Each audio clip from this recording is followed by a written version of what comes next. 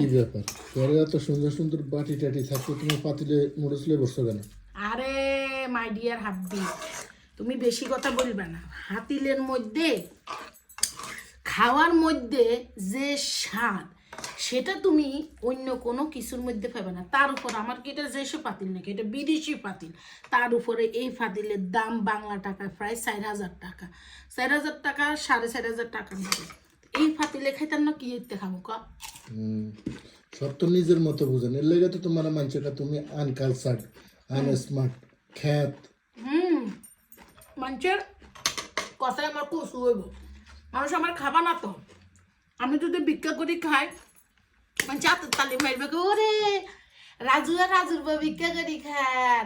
আর আমি যদি আজ যে 5 স্টার হোটেলে যাই খাই, এতে কবে এ দগ দেয়ার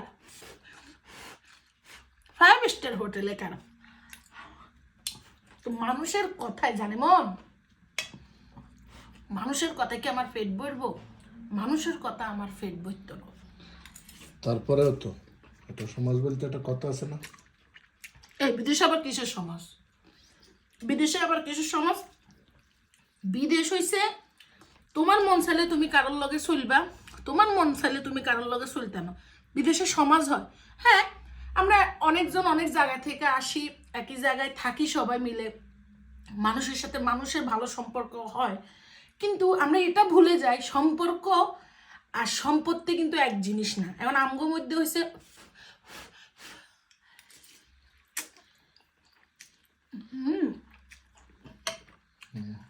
তো এখন তুমি তোমার মতো করে সবকিছু যখন বুঝো, মানুষকে সব তোমার মতো করে বুঝে এরকম। মানুষটা বুঝানোর দরকার নেই তো। মানুষটা বুঝে আমার আমার চলিতে হইব নাকি? মানুষটা বুঝে চলিতে দেখলাম কেউ একটা ঘরে আনি দুগা বাদ দিত না, দিছে দিব। আর যে যে 120 দিন অসুস্থ, কেউ কেন দুগা বাদ আনি দিছে?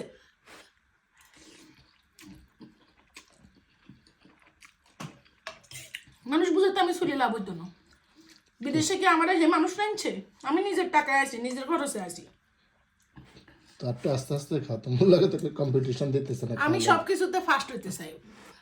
ও মা, মুখটা পুড়িয়ে লেবে না তাহলে। রামেন নুডলস একটু গরম গরম খাইতে হবে।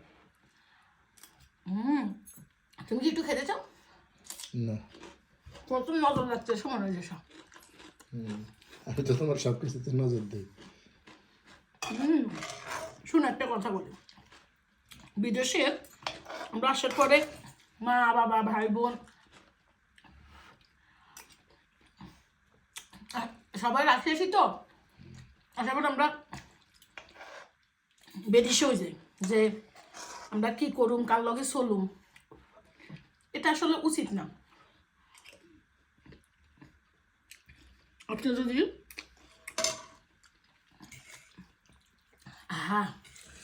সেরকমই সাফুরা ভাইয়ারা, হাতিলের মতো খানাতে শান্তি আর কিছুর মধ্যে নেই। তুমি খাইতে থাকো শান্তি করে। অবশ্যই আগে আমার শান্তি, তারপর হয়েছে সব কিছুর উদ্যা।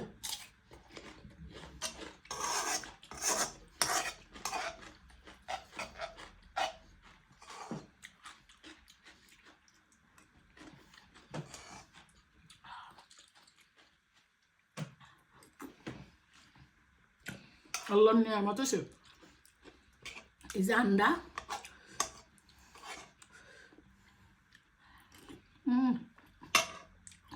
শুনুন তাহসানের বউ, তার একটা ব্লগ দেখলাম, এত সুন্দর এত স্মার্ট একটা মাইয়া, আর মতো 2 প্লেট ভাত খেয়ে লেছে, কাঁচামরিচ খেয়ে লেছে 20 গ্রাম। সো খাওয়া কখনো লজ্জা পাইতে নাই। আমার পেটে যা আইবো আমি খামু, আমার যেভাবে খাই তৃপ্তি লাগবো আমি ওইভাবেই খামু, এটাই হওয়া উচিত। কি বলেন আফুরা ভাইয়ারা?